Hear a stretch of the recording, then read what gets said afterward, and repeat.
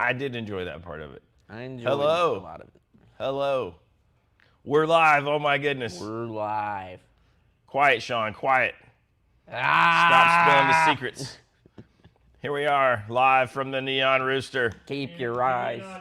Everybody, can you hear us? Audio We're check. obviously, we have enough struggles in the same spot. We're in a new spot here, so.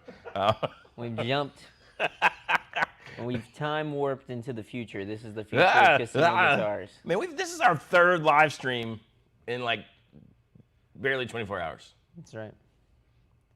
That's the kind of people we are. And if you don't chew Big Red, there you go. Ned asked if we stole these chairs from a college library. We've never been in a college library. What are you talking about, Ned? Have you heard us? No, and a little bit of, Jeremy says he can hear us. action in a college library. You know? Whoa. I've seen movies like that. Sponsored by VCU. Man. Bam! So we've basically lived in the Neon Rooster for the last 24 hours as well. Yep. We were here yesterday, setting up. We live streamed yesterday. We got ready for a show with Eddie 9 Volt in a clinic. Uh-oh. Uh-oh. Something's gone awry, Derek. What's gone awry? The screen is black. Your screen's black? Mm-hmm. Yep. You still good on ours? We might be fine with them. We might be fine. We'll see. But we have been here at the Neon Rooster nonstop. Which, by the way, I kind of like. I like that. So, you know. Yeah, everybody says they're good. Okay, cool. Okay, We'll just keep cool. on rolling. Yeah, we've been here. It's been a lot of fun. I don't know It's if been you a lot guys, if anybody, man. Oh, something wrong. Well, anyways, we'll keep talking. What one are you guys on? What Wi-Fi? On Neon Guest. Me too. It should be okay. It might have just been a little brief issue. Connection was interrupted. No internet. That's okay. We'll figure it out. Yeah. It doesn't really matter. We just can't read comments. Derek, you have to yell comments at us, maybe. Okay. No worries. But anyways, so basically, had the clinic last night with Eddie. Yep.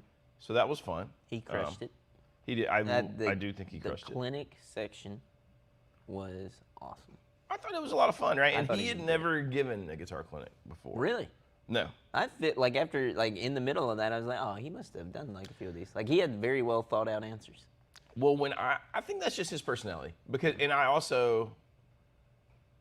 forget that he's pretty young. Like when he's talking about looking at stuff on YouTube, I'm like, wow, you learn stuff on YouTube, but that makes sense, right? Yeah. And then I found his old YouTube channel yesterday when I was listening to live versions of the songs we were gonna play with him. Yeah. And it was like Lazy Jammer, and he's talking about all that stuff, like Albert King plays like this, which is kind of neat. Yeah. So that was all a lot of fun, but he did a good job with that, I thought. It's pretty neat. See if I can get your computer going. Yeah, that'd be good. So that was cool. The concert part was a lot of fun. Concert show, whatever you want to call it. The show was a lot of fun.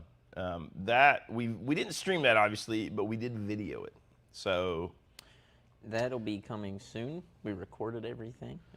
still a little tricky for us to live stream and it like sound good and all that kind of stuff. But I will say this: I saw some videos people just posted on their Instagrams after last night, and it looked cool in here. Cool. All the little light stick things Derek had looked awesome, and it sounded good in the room. So Did sound good I'm in the sure that it will sound nice. I thought it was pretty dang good myself. Back from the sound box there, and everybody looked cool. I was digging it. We got to try some of Eddie's recording techniques with the microphone, like in the middle of the room and the amp in the corner of the room. Oh yeah, dude. That sounds kind of fun. Stuff's super cool. Old B Clem was on bass last night. Played bass. He was a little too happy to be playing bass. He was very happy. He and his was jumping up and shirt down. was tucked in. He had pleated pants. He was clapping. God bless you, Derek. So, Mayor McShee says he'd love to see more guitar clinics. That was outstanding. It was kind of That'd be funny nice. because I was like behind Eddie. It just sort of worked out. So he was like, I think he thought I was going to talk to him more, which maybe I would have if I'd have been up there. But I like the way it worked out.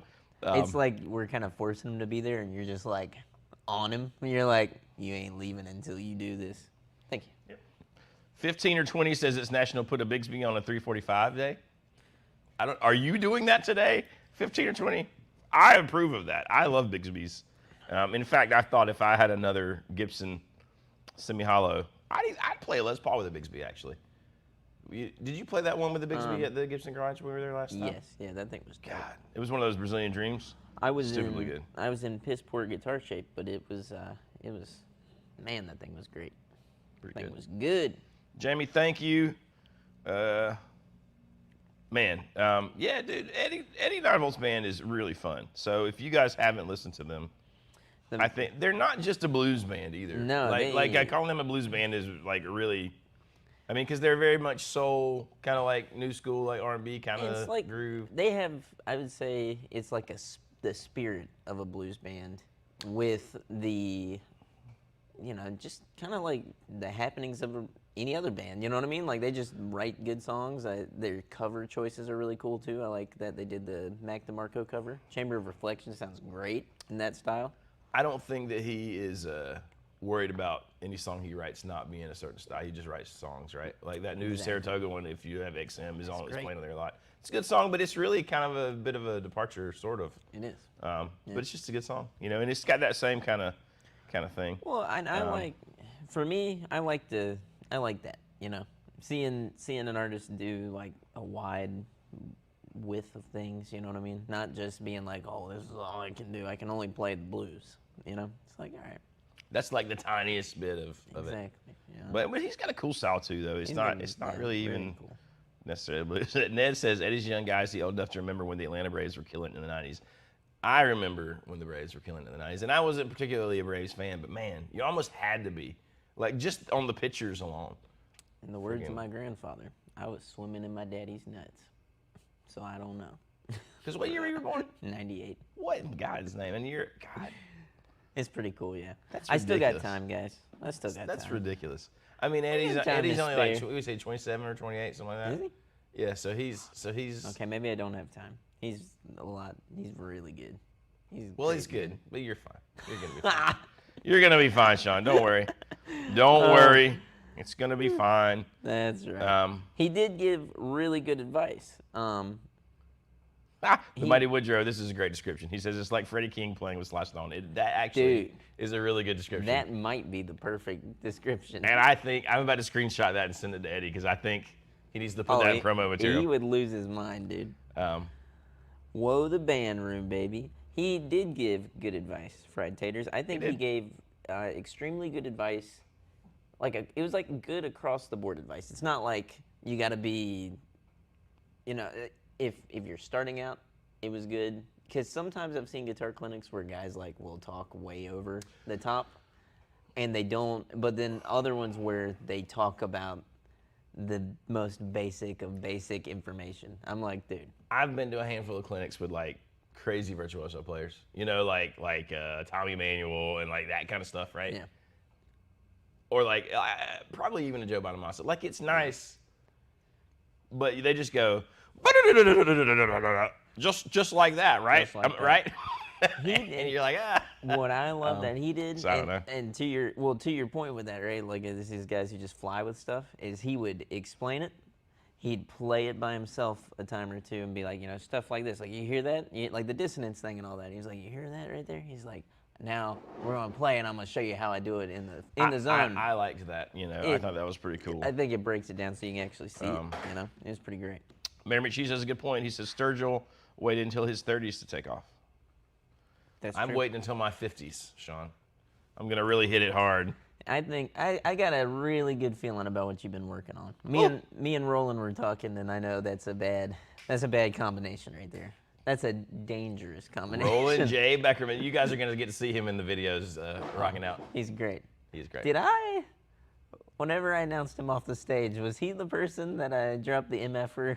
You did, okay, I was thinking. And he laughed hysterically. I couldn't remember. I just great. remember saying it about somebody. I was like, oh God, I hope I didn't say that about the wrong person. I was like, oh jeez. It was good. And there were some good questions. We had good questions from the audience. Yeah. The whole thing was just good, man. It was awesome. 10 out of 10 would do again, as long as the guitar player is as wonderful as Eddie 9Volt is. That's true. That is my thought. Exciting times that he is playing opening for Warren Haynes. Yep. on He's opening for Warren Haynes, and then he just the got Ryman. off of playing Gibson's Americana Fest. I Yeah, believe. dude. He's had some big stuff happen, you know. So he's like sort of a Gibson artist now. Yep. We saw his new 345. That think it was was pretty killer. Cool. It was bad to the bone. Which I found out he asked for that because he loves Freddie King. They said, "What do you want?" And he said, "I want a friggin' 345 like Freddie King." I was like, "Okay, That's cool. That's, If they asked you, you'd pull up your 335 and be like, I want a 335 because of Jonathan Robinson. I would do that. I'd Well, make if they it. ask you, they're like, "Sean, we're sending you a guitar. What are you gonna have? What are you gonna have from Gibson?" Well, I'd pull out my SG Special and I'd say, I want an SG Special just like that. I just send me another. Does Honestly, lightning strike twice? By God, Dude, you know what was whooping my ass when we were there? that 64 SG. Yes, it was. That would be the thing. I'd take that and have no qualms about it. I'd be like, it doesn't even have to be the Relic one. I was like, but that, oh my God. No, what would you ask for? Firebird? Johnny Winter Firebird? I mean, yeah, I guess so. I mean, I guess. Okay. It'd have to be Les Paul, I think. Yeah, I was gonna say you've had Les Paul fever for a bit now. I mean, but I do love those SGs that you love too, and I get torn. Like, would I rather have one? Because, but here's the thing: when I play the regular SGs, Yeah.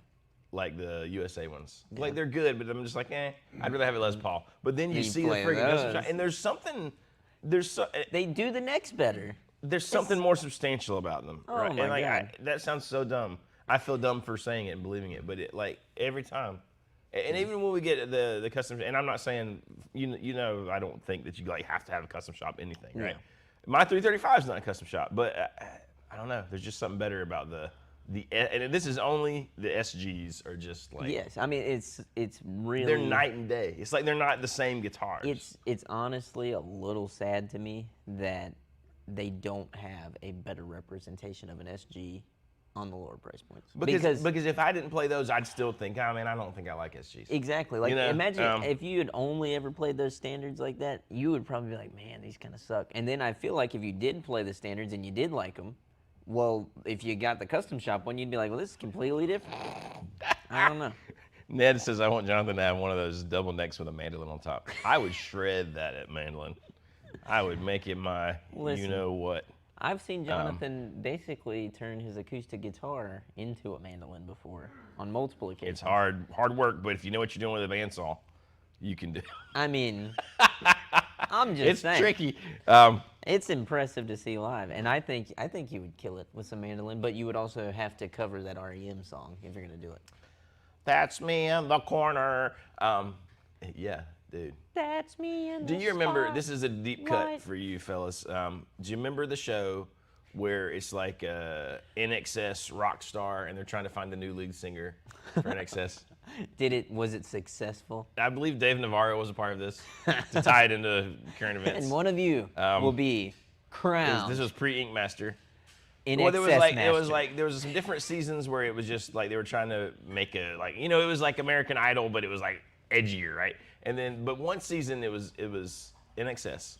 Yep. But anyway, there was this dude on there that played piano, and I can't remember. I feel like his name was Ryan something, but I don't remember. But he did a piano version of that song, dude, just him, and it was like mad, like it was so good I still remember it. It was amazing. Isn't it cool whenever you see a really good cover like that, but there's probably no like recording of it out there on like Spotify or anything? I think there is of this, but like, but it was like that moment watching it live on TV. It was like, wow. I forgot who does a version of Mad World, but somebody does one and it's not anywhere. They only did it live once and it was beautiful. It was amazing. We need it. Matt on the Water says he's got a custom shop R9 and a custom shop 61 LP on his wall. Just rub it in, Matt. Just no, that's cool. I mean, I feel like the reality is, I do want both because I do think they're different. But like you said, Well, I mean, especially amazing. those 2 years, that's going to be like the necks, especially. Yeah, I mean, So- but they do something a little different, right? Yeah. Well, But I would probably start with the Les Paul. I don't know. Jeremy Baker said, "What is it about SGs that I dig?" For me, I like that it's all like a it's like basically a chunk of mahogany, you know. And because the neck's glued in, the resonance just goes all the way through it. That to me is really cool. And there's something It's a thin Strat-like. guitar that you know. It is Super kind of like thin. weirdly Strat-like, Yeah. but not at all. But not at all. The thing that I both love and hate is how the neck doesn't connect until right there at the body. You know, it's not like most guitars where like it takes to you get know used to. Yeah, it connects to the neck weird. at like the 19th fret or whatever, and then the fretboard keeps going. It's like the end of the fretboard, bam, there's the body. So when you're playing, the scale length is the same, but you feel like it's way out here. But like, man, I mean, it makes sense why dudes love it on slide because you can get right up to the last, you know, the 22nd fret. Absolutely and then no go problem. right beyond, just Right. slide in, man. So, in fact, when you had your USA one and you were thinking about selling it, and I borrowed it for a bit, I thought about like getting it from you just for playing slide. I was like, nah. I mean, whenever you played slide on it, I thought it was really good. Because my issue was the neck, but doing slide with it, you know, you can work around a lot of things like that. Ned says LPs are for sharecroppers. Get a flying V like a real adult child. God. Luckily, I come from a long line of sharecroppers, so it's fine. Oh man, It's fine. What's okay? Out of all three of the goofy shapes, the V, the Explorer, and then the Modern, or I guess you could say the Firebird. Let's say the Firebird. Modern's too. Modern's out. It's out for that me. would immediately be a no. But I'd be fine. I'd rather have the little tulipy looking one. What's it called? The new one? Theodore. The Theodore than that. His last design. Yeah. Anyway. Moving right along. Anyway. Never gonna be Gibson dealers. That's what this live stream is about. I think I would go Explorer and I would do the shaft thing to it. I would cut it off. Really? Yep. You don't need that big old wing up there. It's cool, but I don't need that. Shave that bad boy off. You got a guitar. I mean, Where you gonna go? You gonna get a flying V? I kind of dig the flying V's. You know what changed my mind on the Explorers? Playing Big Ed. Oh, well, listen, hang on, hit the brakes. If it was a Karina badass, So if you don't know what Big Ed is, that's like the one that Gibson owns. That's like they know where it came from in the factory in that original like run of only like 19 Karina Explorers, right? And it was this guy Big Ed playing it just in this little blues club out in the middle of nowhere. And then the guy, what's his name, bought it. I can't think of my mind's blanking on the guy that bought it or found him. Anyways, I can't think of his name either. this dude he must have played in G all the time, and his thumb hung over, and there's a divot, like a rounded off thing where his thumb must have been there for just 50 years of him playing that guitar. But man, when we got to play that in the vault at Gibson, me and Sean did, and I don't care at all about Explorers, but that thing, it was like playing like an old Les Paul, but like the neck was amazing. Well, the body didn't seem. It didn't seem that crazy, It didn't right? seem as big. It was almost something about like it being old. It was like this rounded, worn in, like dirty. Man, it was.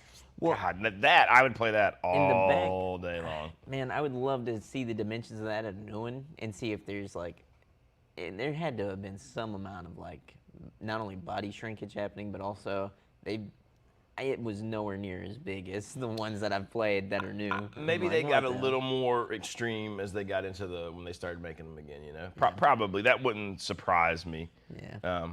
Nah, man. That would be that one. I wouldn't touch a thing on it. Good morning, Alex. Fried Tater says it feels weird playing a Firebird. A Firebird is weird. Kind of like an SG to the extreme, right? Yeah. It gets even further out there. Like if you try and sit down and play one of those, it's awkward as hell. Standing up is weird too because it's kind of further up. Now listen, Mayor McCheese says once you get used to playing a guitar that's huge, it's hard to go back. You get used to it and then you fall in love. I think that's really true. Yeah. I think that's true for me. Like with Gretches, I think that's why I like the 335 and why I don't like 339s. Yeah. The first one I ever had that was a big body, oddly enough, was a Jaguar. Yeah. Because it's so much bigger, the offset, and I was like, ooh, I like this. 339s, man, I just don't. I don't know. I don't feel like it should be done. Like I get it. I get what they're going for there, but it just to me it feels like you're missing something. You're not getting the full sound. The hits, Ned's hits, just keep rolling. Oh, here we go. They just keep rolling. Here we go, Ned. Hold on, we gotta answer Jose's question. Favorite Mexican fast food joint? Chipotle, Taco Bell, etc. Just from, consistency of usage, sheer amount, because it's open at 3 in the morning. Pound for pound. Taco I really Bell. do love Taco Bell, and it's horrible. I should not love Taco Bell. I shouldn't want it, but I would eat. Think how good a chicken quesadilla Oh my God. would be right now. I could kill 6 of them. Man, and if down. I would give almost anything to have just a tray full of Mexi Melts. Those bastards at Taco Bell won't give the people what they want. Give us the Mexi Melt. The I'm with sauces, the fucking everything is good. You know what I mean? That nasty yellow unnatural cheese that they put in the nachos. That if it's too good. And then the so much salt you're gonna. The orange cheese they put in the tacos. If there's any outside of the taco, it's like immediately like it gets like stone hard. You're like, what the hell happened? So if you ever read, Sean Diesfeld from Casino Guitarist tragically dies at age 32, you're gonna know that was at least a contributing factor. I feel like I've lived long enough now. I'm immune, but I don't know. John W. said nacho fries. I think rather than nacho fries, the deluxe cravings box in general. What a bargain! What a bargain! Whoa, maybe she says, ate Taco Bell the day after Halloween last year and spent the next 3 months fighting for my life. I think he's serious. We're going to need to hear this story later. Good God. So there I was in the drive-thru, stoned, 2 a.m. Gear Report Firearm says, best part is rolling the dice to see if you'll have an explosion 10 minutes later. It's no dice, especially with Derek. It's going to happen. Like, we all know it's going to happen. Derek has a timer, and his watch gets set to 15 You can to literally, 20 minutes. well, it's kind of like the spark plug order, right? Like we eat Taco Bell, and you just know what's going to happen. It's Derek and me immediately after, and then Sean in about 20 minutes. And it's like, they're out. For Christ's sake. Well, I wasn't going to bring that part up. I was just saying, it's normal. Baxter's going to turn around and say, I'm going to go upstairs. I'll be back. This is a very intimate live stream this morning. It's taking a turn. He's going to talk. It's taking a turn. Like, what the fuck are you talking about? He's probably at the shop right now watching. This is why I love the live stream, is because we talk about the important things. We talk about the real things in life. All the guitar things, you guys know. But anyways, Giuseppe says, why was the Gibson robot discontinued? The robot tuners? No, the robot. The actual robot. I wish there was what if Mark was a robot? He's very convincing because we've met him. He's very nice in person. So if he's a robot, it's, you've seen the Frankie Valli model. He's not able to actually assimilate that fast. He's like, I want to see the lights. I don't want to find out what happens when you have no bile in your system. Oh my God, this sounds horrifying. That does sound horrifying. This sounds bad, I mean, I have had food poisoning where I just kept throwing up to where I had no bile. That seems bad. But anyways, Frederick says, "What's up, boys? Getting late. What's the topic?" You're hearing it. The T-bell. Anyways, yeah, lots of info. I don't know. So, is there any guitar news that we need to talk about, boys? I can tell you guys about my my opening for David. Well, okay. So what's the dude's name? Westbrook that was just on Rhett Scholl, who's David Crowder's guitar player. Who was like, they did a video about him using the two-tone Nexus live. Sean's like, okay, I'm out. I'm out of this. No, I'm just. He was there. Who? Well, no. I've heard of this guitar player you're talking about. Who's this other guy? Rhett Scholl. Red Shill? Oh no. Anyways, he was there. He sounded fantastic. Played the crap out of a dobro. Yeah. I maybe David Crowder is not your thing, but man, their live show is like, I'm gonna look at badass. one thing. But anyways, that is cool. But here's what I found funny. Here's what I'd like to discuss. So. So I'm playing for Robbie Cummings. This is in that sort of like Christian artist CCM world. Yeah. It's Micah, Tyler, and then David Crowder. They're pretty big acts in that world, right? Yeah. Big, huge stage. Just about probably 10, 12,000 people there. The sound guys asked me, everything's going wrong because of the storm. It's been raining. Sound check is like hours late. We were supposed to play at 3. We didn't even sound check till 4:30. The crowd's sitting out there. They're wet. Things are going about as wrong as they can go for a giant outdoor festival.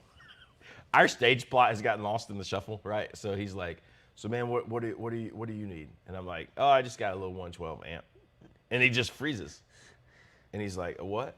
Yeah, just a combo, just a 112 combo. You out of your fucking mind? Well, do you just have like a line out or like you need a direct? No, man, I just need to mic it. Yeah, just like a 57. And I mean, the mental shift, I mean, I guess no one in that world. He approached it with the microphone like he was going to catch a wild animal. Well, I almost just grabbed, because I had my Tonex as a backup, and you never know when they're like, no amps in those situations, which is crazy because we're talking about a band and guitar players. Well, I almost grabbed it. I almost grabbed the Tonex, and I didn't. I said, just put a 57 on it, you know what I mean? It's raining. I kind of wish I would have used the Tonex because my Megaton got soaked. I brought the M80 because we're on a giant outdoor stage. They were expecting like 18 to 20,000 people before the whole storm thing. And I wanted to rock and roll. You're a grown-ass man. And I'm a grown-ass man. But anyways, man. so I put the M80 up there. I also took my board of full way huge pedals. So it's far from, but anyways, it sounded, I'm telling you, it sounded glorious on stage. I know it did. But then I listened to some videos that people took in the crowd, just kind of perusing Facebook. Yeah. Zero guitar. And listen, that was not the issue because the guitars for like the Crowder show, which they have their own sound people, they have their own sound people. The Mikey guy has his own sound people, and we had, the sort of. You know what it probably happened here, and I'm just thinking from the perspective of a guy of sound, is that dude clearly has maybe not ever mic'd up an amp before, and he probably thought in his head. I think they have, because listen, I will say I've worked with these guys. This is like the fourth time I've played this giant event thing. The same guys, and they're great. And I don't mean to say, I just think it caught them off guard because everyone in that scenario right now, they're using some sort of modeler. Yeah. And it could be, maybe you heard it more from the stage. But I mean, we're not talking like a stage in a club. We're talking like a huge line array, Well, that's what I was going to say. Where is it like, oh, it's just going to be too loud to put in the main. And it's like, guys, well, outside. and I don't know if it was an issue. Because everything got pushed back, when you're the low man on the totem pole, when you're just the opening act, they're not going to tell the main national act, please hurry your sound check. They're not going to rush them. They're not going to rush the next guy who's almost as big. But then they get to us and they're like, what are you guys waiting on? We've been standing there behind the stage for 5 hours, you know what I mean? But they're like, come on, guys, we really got to go. And I'm like, oh, okay. Me personally, it's just funny. I wouldn't mind busting some balls. I'd be like, guys, what are you doing? You gonna run through 10 songs up here? I thought y'all were professionals. All right. And listen. The tracks are playing anyways, boys. Like Todd Roy says it's too bad. Listen, it really wasn't a bad scenario. I don't mean to paint it as if it was like. Yeah, no. And it's not like this was like the only time. I mean, it's fine. Like I'm in these situations a lot. I'm just saying it's a weird thing when suddenly you're the, having an amp. Well, and I was gonna say too, in this situation for you, it really is one of those things where it's never like the end of the world. It's just like, it could be a little bit better. It's just like that little 10% extra where it's like it could just be a little bit better, Some of that too, man, is just the it's again, when it's two kind of big national acts and you're the sort of no name, not to say Robbie is no name, but like the unknown, not the national act quite yet, and or not in that way, like not major label, blah blah whatever. Yeah. When they got their own sound and they're pumping and they got a show and it's like obviously like it's top of the when you walk out on stage and there's all the fog and you got the hat on, the hat I'm talking about. They always got the hat. They all had gray hats, but exactly. They all got the hat. It's just like usually they're not gonna mix the first opener quite as excitingly, which is lame in my opinion. In my eyes, and of course I have no sway here. I think it should be you have an opener come and kick the damn door down. You know what I mean? Like knock that stuff wide open, and the next bands they get to come up and just kill it because they got the promenades. You know what I mean? And they just got to do a good job. Dude, Todd Roy said he just saw a clip of Jack White playing live last night using 3 panaverbs. You damn right. That's what I'm talking about. And that American Legion is no longer there. It's not even there. It is the foundation. Not even there. Destroyed. It's gone forever. It's not coming back. Bob Whiting says, I heard the local Fayetteville radio station saying there's something big going on Friday, Saturday, and Sunday. Can you guys tell us anything about it? Are you participating? Like in maybe Autumn Fest is this weekend? Is that what it is? There is. But that's only Saturday, I think. Yeah. I am playing at Autumn Fest. There's gonna be first Friday, then Autumn Fest, and then. And I know, like, First Friday was a bit of a shakeup because the band that was coming is from around Asheville. Yep. Obviously, there's like devastation going on there, so they're not coming. But there's another band that, like, I guess their gigs got canceled because of that. They are coming, and I think now this is total speculation on my part, but I did hear it from the guy who plans First Friday last night. I think they're maybe trying to pivot to where they can raise some money for Western North Carolina at First Friday, which I think would be big neat. donation jars. No, I don't know. I mean, that's obviously it's harder. It's hard sometimes to pivot those things, but hopefully they can do that. So the First Friday is Friday. Cool. Autumn Fest is Saturday. Right. Like I said, I am playing during the day at Autumn Fest. Just acoustic, just me. And there's other music. And then I don't know what Sunday. I don't know what Sunday is either. Something's probably going on we're not thinking about. There's always something going on in Southern Pines, but or Moore County. It's funny that it would be advertising Fayetteville radio. I feel like the Fayetteville radio station is kind of plugged into this because they interview like a lot of the local bands and stuff here a lot. So I don't know. I don't know. Who knows? But once you use a Fender ToneMaster Pro, you will never go back. I won't say what I thought.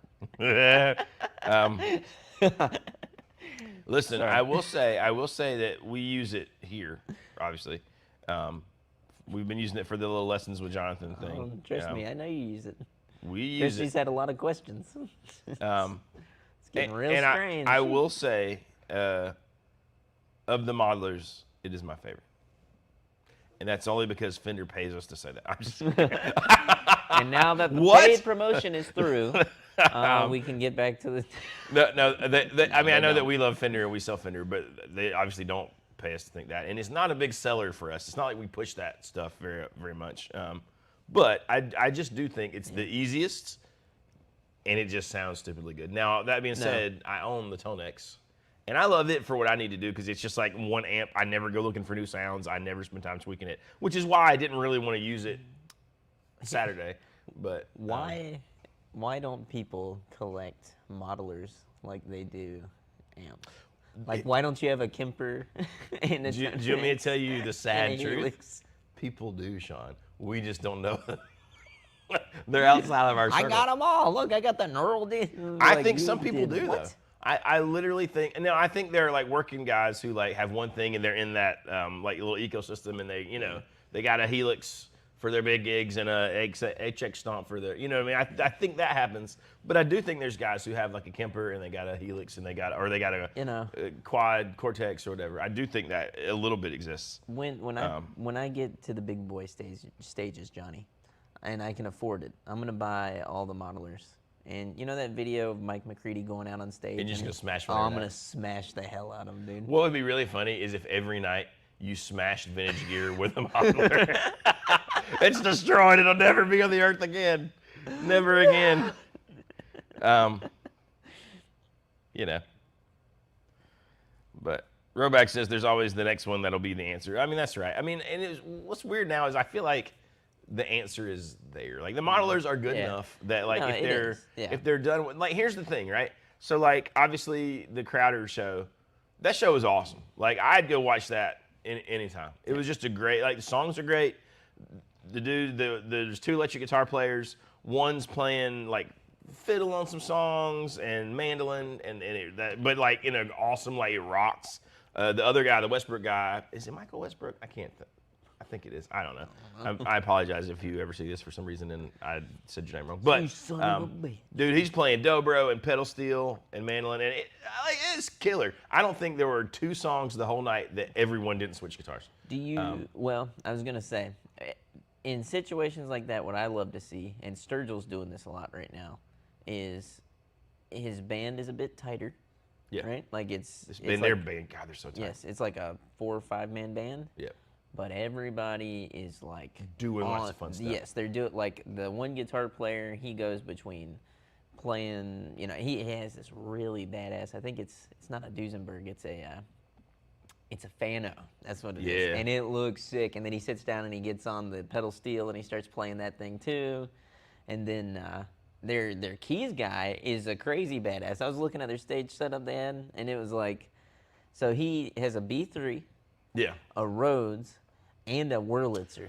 Well, dude, the Crowder thing, that's how they had that, right? Oh. And the B3 sound was my God, mind-blowing. And then sometimes they would roll out this little piano, which I know is just a keyboard and a wooden thing. But David Crowder would sit down and play, and then play these gospel-y things. And these guys behind me were like, man, the weather's so bad, I didn't think they'd bring the piano out. But they're even bringing out the piano. And I didn't have the heart to tell them that's it's a Nord. Sir, it's electronic. But what I was saying is, the answer is there. Like, that sounded...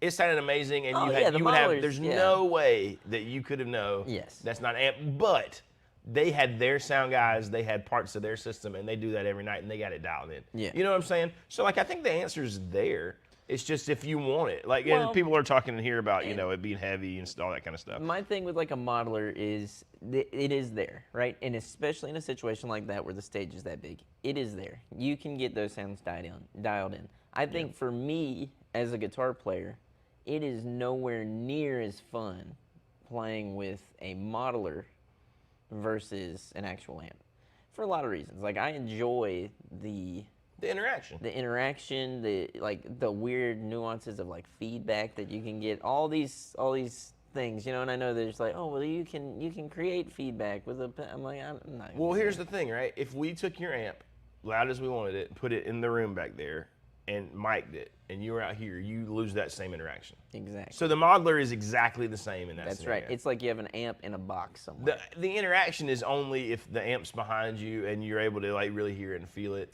and it's close enough that your guitar, like the feedback, you know what I mean? That's the only so like, as far as that, the modeler is there, like, you know what I mean? Like Sparkbrain says it's 99% there. Yeah, the audience cannot and I would dare say, I'm sure that there are people who would say, oh, I can hear the artifacts or whatever. I doubt at that Crowder show. If I'd said to you, oh, yeah, all the amps are backstage mics, like pointing away from the stage. Okay. Because you've been with me when that was the case. And that was the case, yep. And it didn't sound, really, honestly, any better than the show on Saturday. And like you're saying, the truth is that, let's even boil it down to say, okay, you can hear these little artifacts. 98% of the people at that show have no idea. Listen, maybe you can in the recording. Anybody that loud that could hear that at a festival outside with 10,000 other people, and all the noise that goes, and the mix that goes along with that, I find it really hard to believe. And you would also have to be focusing so hard that you must just hate having a good time.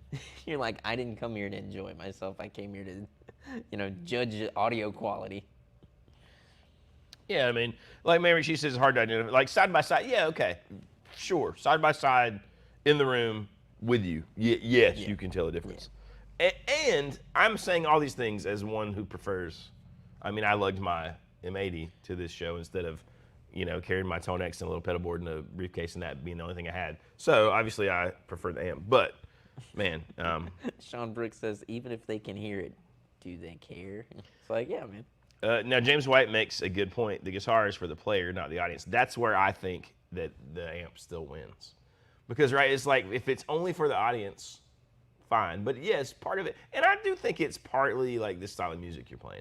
Like what we were playing last night where you're feeding off each other and there's this, like, organicness about it. Yeah. It's way more fun to have an amp. But, like, on that show, and I'm not saying the Crowder show is not organic, but, like, it's obviously a pretty set show. It's great playing. Maybe there's some improvising in the solo stuff, but like it's a set thing. Yeah, at that point, I don't know. Yeah. Well, and then I guess too, it's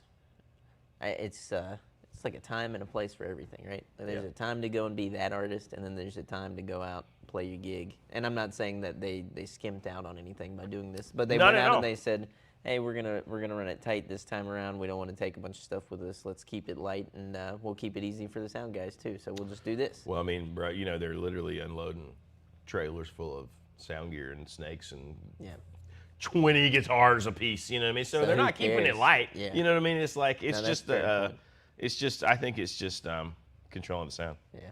If you're playing dad rock blues, you need an amp. Absolutely, you do. I would say there's plenty of Now- that rock blues presets on the old whatever you buy. Sean Brooks says, no one wants to see Joe Bonamassa play a Variax hook to a Helix. And I argue, yes, I do. Imagine him just doing that shit, getting pissed, dude. That'd be awesome. I bet he'd be hilarious with that. And I think he would. Sadly, it would still sound good. Oh, yeah. You'd be like, yeah, I mean, he damn can it. rip, dude. Damn it, Joe Bonamassa. As much as I want to make fun of him and his Diet Coke drinking ass, he's a good guitar player. Okay, I always like to hear Greg because I know Greg is playing a ton down in Branson, if I'm not mistaken. And he says, I've done over 750 gigs this past few years, which is a lot. If you don't know, if you're doing over 200 gigs a year, that is insane anyways. Yeah. So, yeah, I mean, most people, unless they're in a place like that or maybe playing downtown Nashville, you're just not playing that many gigs a year. So, super valid. And I don't know what he's even said yet. I have done over 750 gigs the past few years, except the 2 plague years, from bars to festival settings. Not one person has asked where I am is, and that's the point I'm making, right? No one. Yeah. They will. ask, where's your husband? at?" I'm You know. I'm joking. Yeah, no, you're right. It's funny to poke the bear with. Greg, what are you using? Like, are you using Helix? What are you I'm just out of curiosity, what is your rig? Ned says he wants to hear Joe Bonamassa play through a Wendy's drive-through PA. That awesome. That would actually kind of be really fun. Mighty Woodrow 412 cab. Our 412 cab junkie. He's the hoss, man. Come on. There you go. Todd Roy says, for me, I want to go to a rock show and hear amps on the verge, not the cold. No, personally, because I will say at a rock show, like if you're close enough to the stage where you can see the amps and you can hear like some of that, it's not the best sound, but as a guitar player, there is something amazing about that. Listen, you know the show we were talking about where we went backstage and we could hear all the Oh amps? my God. That was... You couldn't hear anything. The first one of these shows I went to, this is what, 4 or 5 years ago? 2021. 2021. Yeah. Okay, so not that long ago. But anyways. Maybe it was...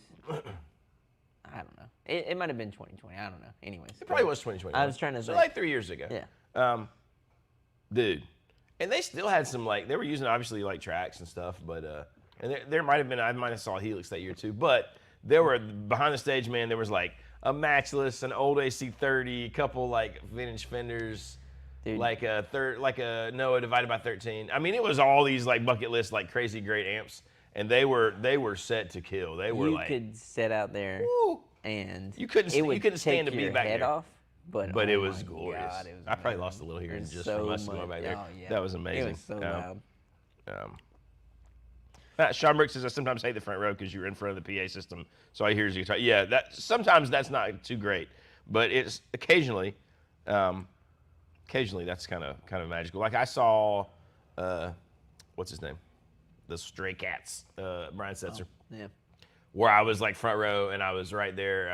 I won tickets, but I could hear his bassman, you know what I mean? But it wasn't such a loud show. I could still hear the sound pretty good, but I could hear like coming right off of his friggin' the basement and the Echoplex or whatever, and it was killer. It's pretty sick. Roback says he's almost ashamed to say the best sound I've ever gotten on stage was a Nux MG30 at a local festival. I've got some times where I've had great sound using the Tonex that I've seen stuff from Robbie, like live recordings. But okay, Greg says he uses the HX Stomp XL. I had one of those and kind of dug it. Real overdrive. I do think real overdrive pedals make a difference because the modelers are so good. Like I think those things hit it just like it's hitting an amp, and it kind of does something. I do think there's they have their limits with stuff like that where you are better tacking stuff on. Like I know too many guys who try and run. I forgot what it was. This dude used to play here, and he'd come in and he had two of the same thing. I can't remember what they were. They were like it wasn't Kemper or Neural. It was something else. They're a bit older now. They're like probably not like 10 years out of date. The but Johnson J Station. There it is. But back then they were like, this thing is amazing. It's just like a real amp. yeah. But anyways. But everything was in the box. No other pedals or anything. I was like, you could stack some stuff with it and help push. You know what I mean? And then he would still like bring out like a damn twin. It's like having a clean PA behind me. I'm like, okay. Let's talk about this. Somebody posted on Reddit a picture of the Black Crowes live now, and there were dozens. I know you hate the Black Crowes, Sean. It's fine. I'm just kidding. It's Baxter hates the Black Crowes. Baxter hates the Black Crowes. I think it's Crows. He hates the County Crows. He hates the Black Crowes. Oh yeah, if they got Crow in the name, he doesn't like it. You know what I think it is? You know the secret? I think in the '90s he actually really liked it, and now he shuns it because he's like, oh no, that's lame. Fair. That's lame, you know? Because guys, he liked the Spin Doctors, And they're just the poor man's Black Crow. They're like the kitschy Black Crows. That's really what the Spin Doctors they're are. like, But I do like the Spin Doctors. I'm it's not ashamed to say it. The Black Crows and the Counting Crows were mushed together. It's the Spin Doctors. And then tacked down, you know? There's like, great guitar playing in the Spin Doctors. They're like this great time. Don't you give me that weird side eye.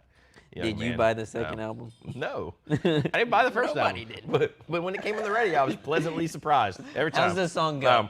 Little Miss.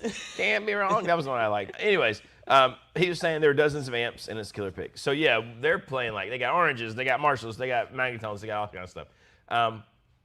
I love when I see that. That's what I love about seeing the Tom Petty show that I went to when he was still alive, and Mike Campbell, and they got the little wall of little combo amps, and they're switching amps more than pedals. I think that's pretty. That's pretty awesome. Pretty stupidly awesome. Now, will the average person ever get to probably go play a show like that? No. Well, I mean, look at the wall back there. I argue we're going to do something We're going to to do something like that. At But some point, I want to be able to just go back there and I'll move the mic myself. I will say that's where the modeler's kind of nice. Okay, you get 57 Deluxe. Oh, Marshall, blah, blah, high watt. You know what I mean? That's kind of neat. What we should do, here's a video idea. You and I play guitar together, right? A little bit of a band. But you have a modeler that you're pushing through. It's all recorded, so it won't matter as much to the video, right? Mm-hmm. And then I have 3 to 4 amps behind me on stage that I swap between and move stuff over.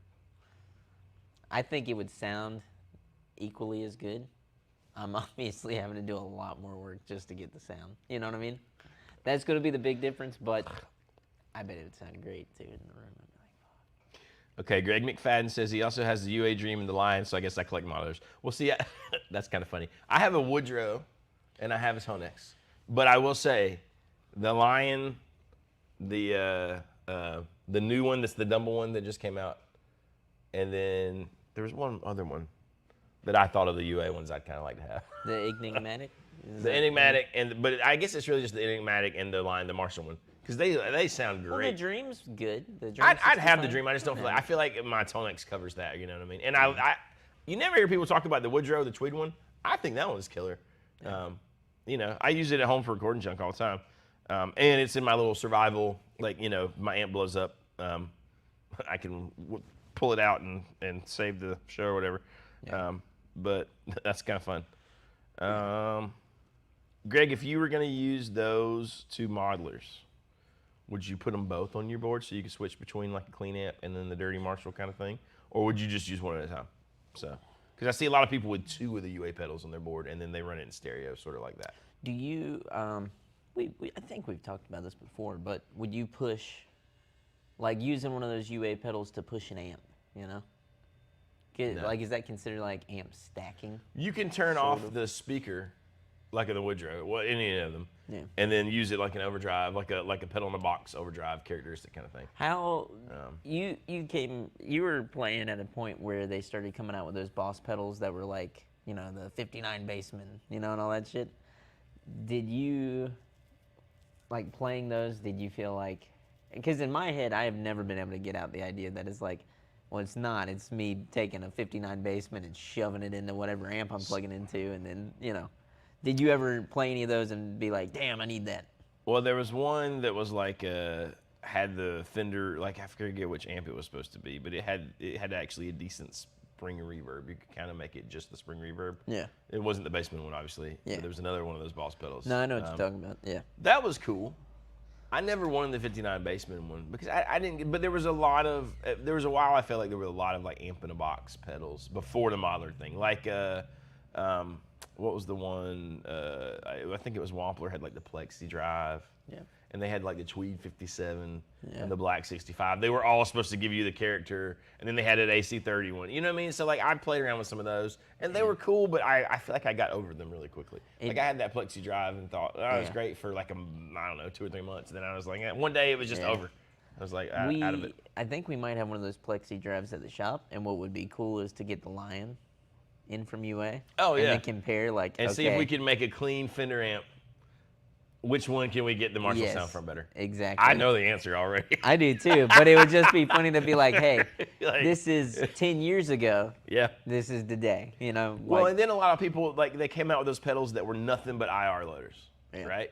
So, like, no amp sound, but just gave you, like, a speaker simulation. So the idea, I think, for a while, and this was maybe leading into a lot of what we have now, is you have that, like, Plexi drive or some kind of amp in a box, like, preamp thing, into the IR loader pedal. Yep. And then that would be your, like, sort of direct thing. You know, like, I played around with some things like that. And they were always okay. It was always, like, okay. Yeah. It's hard not to feel like that is, like, that set up like that, in my opinion, is like it's kind of like a toy. To where, like, at least these new UA pedals, they feel substantial enough that you're like, damn, okay. Well, Greg, like, has them, obviously, must like them. And then, like, I don't know if me and you both watched that Dylan Adams thing where he gigs with the Lion. Yeah. Guys, the Lion kicks ass, dude. And I think there's a situation like that, right? Because obviously, like that video, he's in a situation where we're all saying, yeah, you need an amp to respond and feel. But I mean, that sounded great, and I don't know. I hate that. Yeah. I don't know.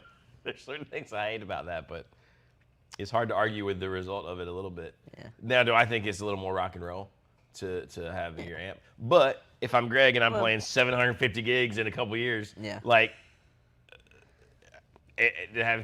it's just there's just so many options, right? There's no right answer, and it's not. I think it's not bad if you like modelers. It's not bad if you like amps. Well, I think that, you know, we talked about this before, where that's like half the fun of this whole world is the fact that there's so many different options and so many different answers to questions that people have. You know what I mean? Check this out. Sean Brooks said, I tried the Boss IR pedal and wasn't a fan. Is that the one that's like the IR 200? Or was it the one that has all the amps that I did the little demo on? You know what I need to try? I want to try, this is a little off topic, but the Boss EQ 500. Have you seen that?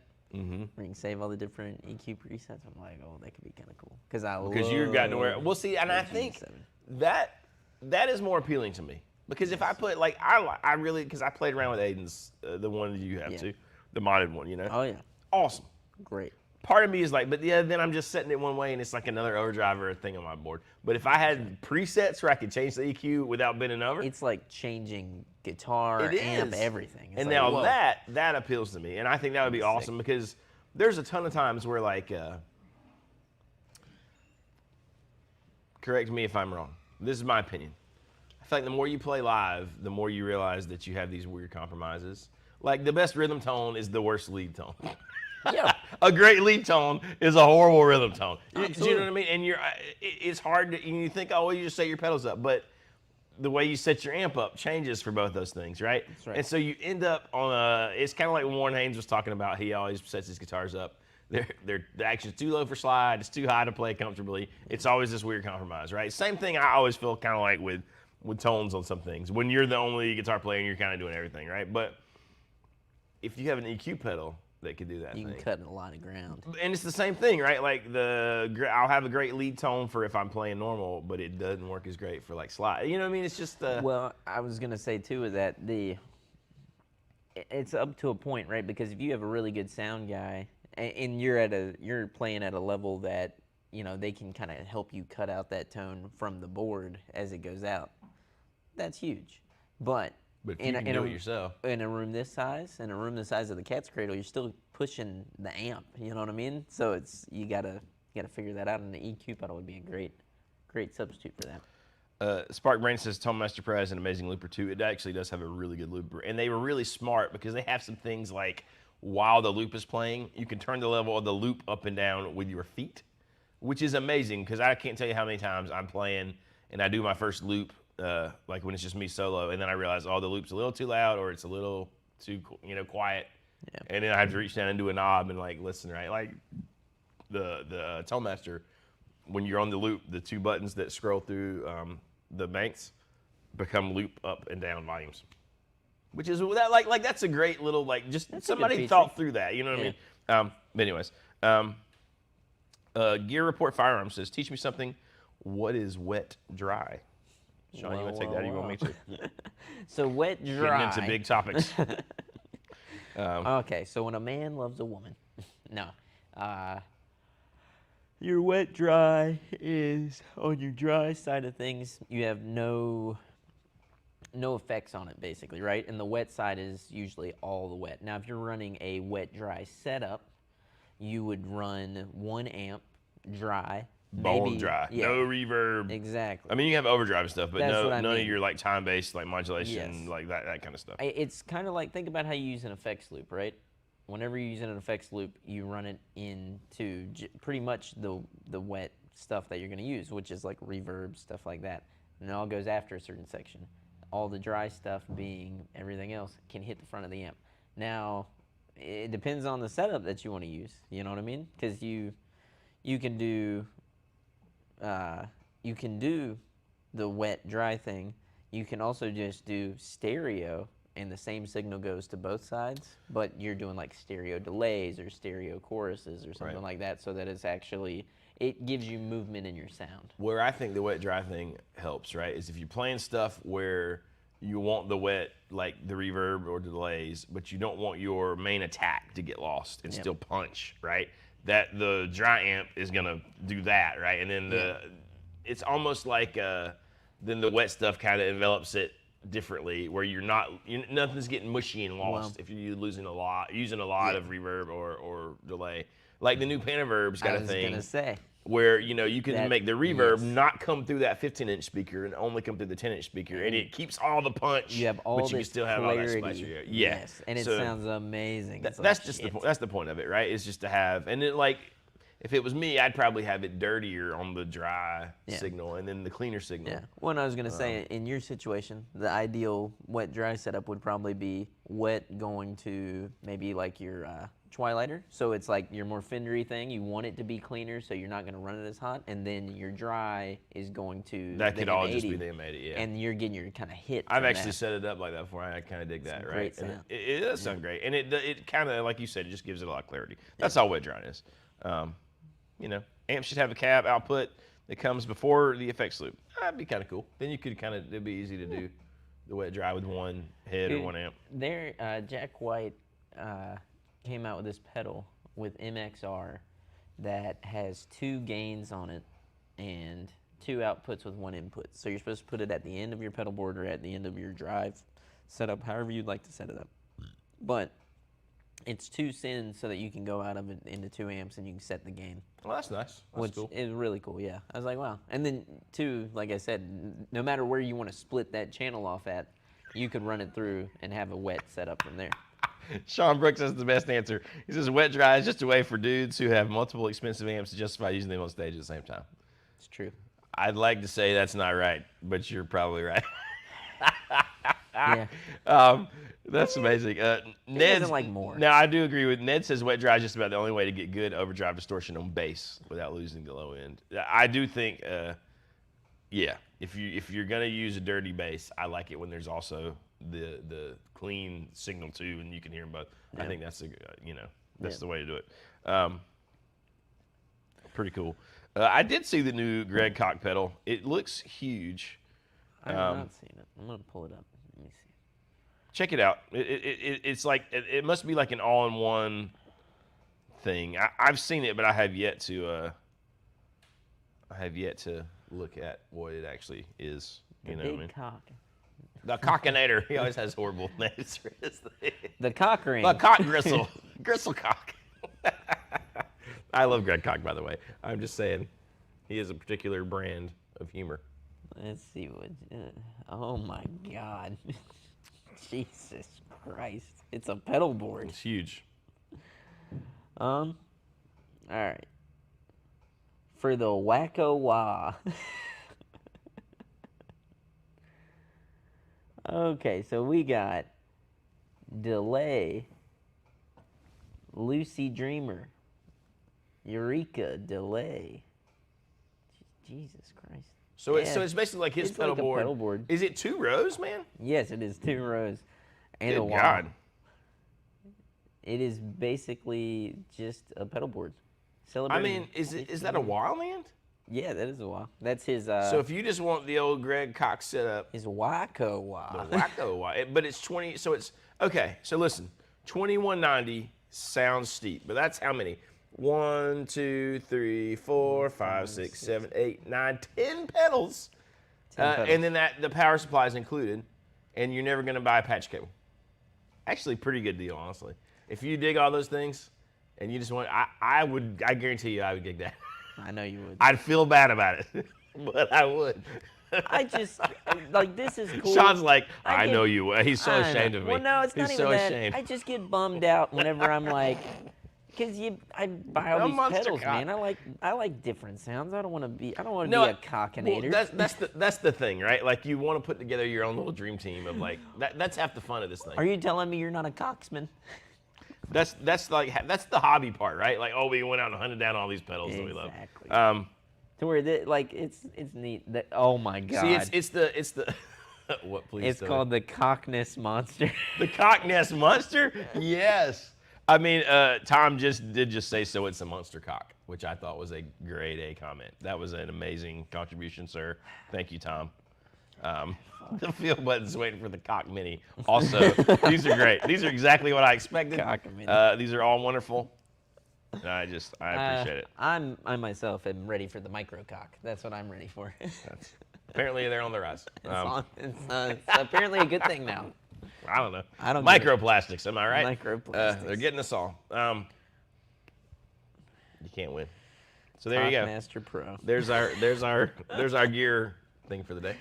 I mean, you know what I like about Greg Koch is he leans into it at least. He didn't like get all pissy. Like Red Scholl has that look to him, and no offense, Red, but like you have this look. No to you at offense, times. Red, but you're No offense, but you're an asshole. No, you know there's something where you can't get too upset about it. Okay, like people, it's gonna happen. he's like, we've heard that when he goes and does those Wildwood demos, that he goes and does them for like, I'm talking like 8-hour days of shooting demos, and that he is like that energy and his sense of humor. Like I don't think that's an act. I think He throws that's him the actually guitar. him. He's like, catch the cock Zippity man's wow, guitar. it just does the thing, which makes me like, I like that. I love that about when people are just their real. That's what Man, they are. got it. $2,200. What do you think? I'm some kind of cocksucker. What was the company? They're really expensive pedals, and you could get them built like that. And he would put you multiple things in the enclosure. There's a guy in Europe. You know what I'm talking about? Yeah. And they looked like label maker like thing, but I mean Yeah. they were like amazing on the internals and stuff. Yeah. Is it?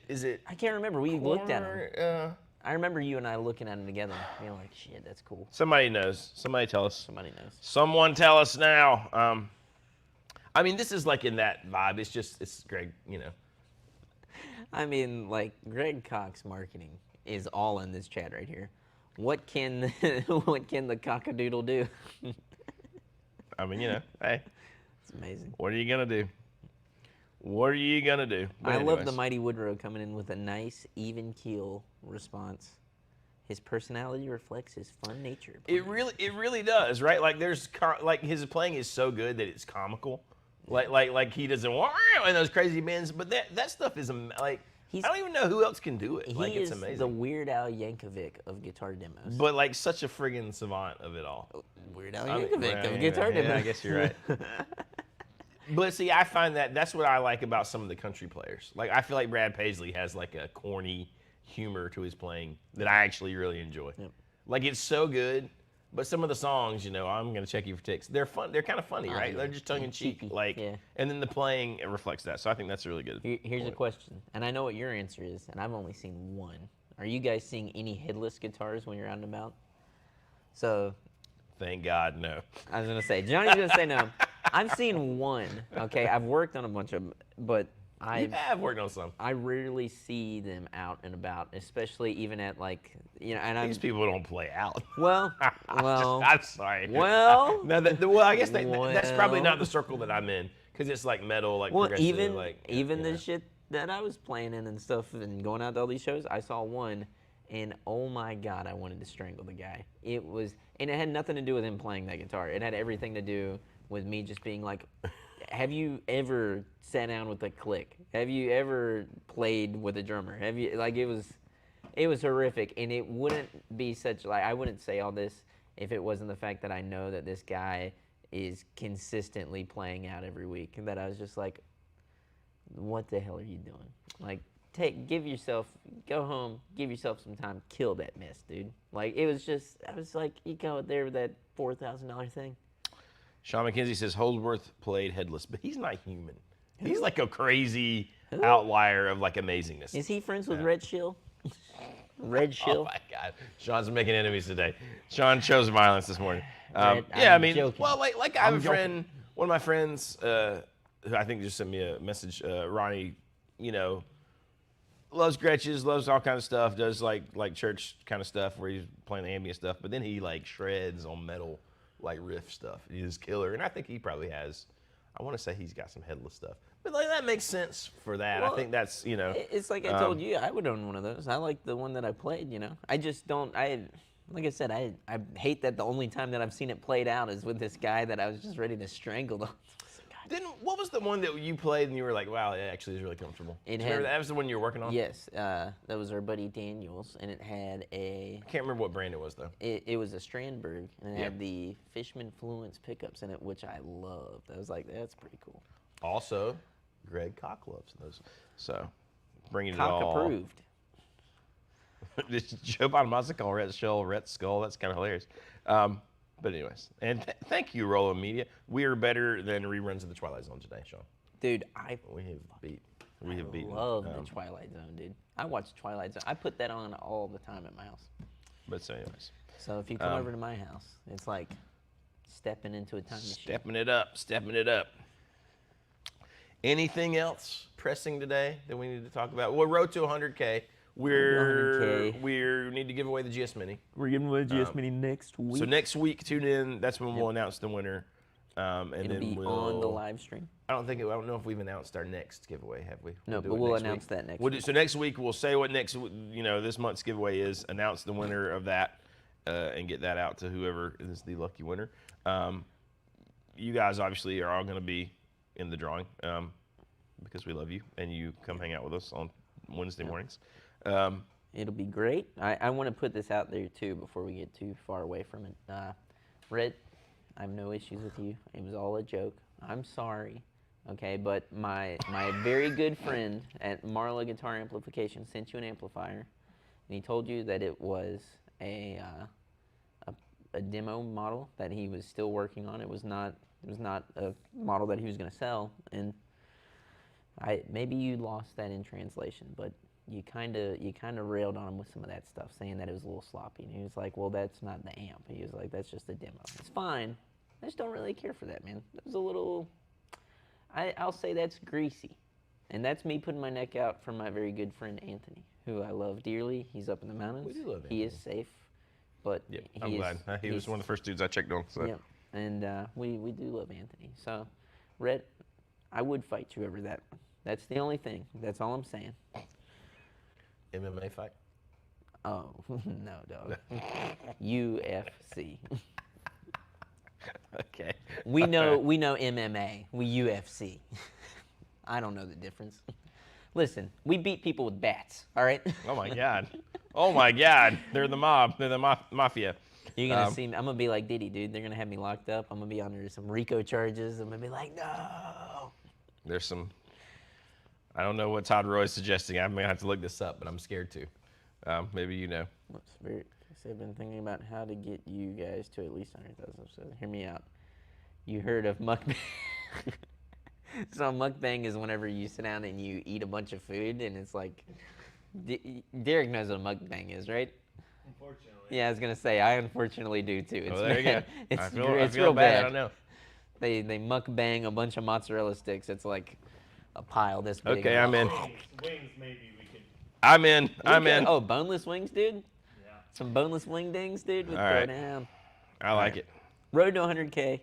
Give us a follow. That's right. Next week, we'll be ready for you. Personal. We love you all. Thanks everybody Except for Red. hanging in. Go get your tickets to go see Eddie 9 Volt. Yeah, if you're around, that's right. 89 Go volt check Saturday. out the Warren Haynes. I'm gonna say featuring 89 Volt. Yep, absolutely. And hopefully they get. I mean, I feel like they're gonna call him out to jam, which I should. feel like is gonna be awesome. They really should, because he's a fun energy on stage. That's and he that kicks culture, butt. man, and he's a great player. He's a just great stupidly good player. player. I really like his player. That's Oh, right. Man on the Water's a new member. A new member. Thank you. One Welcome. of us. Gooble gobble. One of us. All right, and then be on the lookout for the actual videos of us jamming with Eddie last night. The clinic obviously live streamed, so go watch that. Those videos will be coming out soonish. Obviously, we got to edit them and all that kind of stuff. Baxter's on bass. I'm playing a little bit of guitar. I think if they go to your Facebook or your Instagram. There's a little. If you go to my Instagram on one of the stories, there's a little clip. But yeah, there you go. Make sure you hit like, hit subscribe. Hit the bell. Don't forget to, well, you guys are in, but, normally comment to be in the giveaways. And we will see you all next week.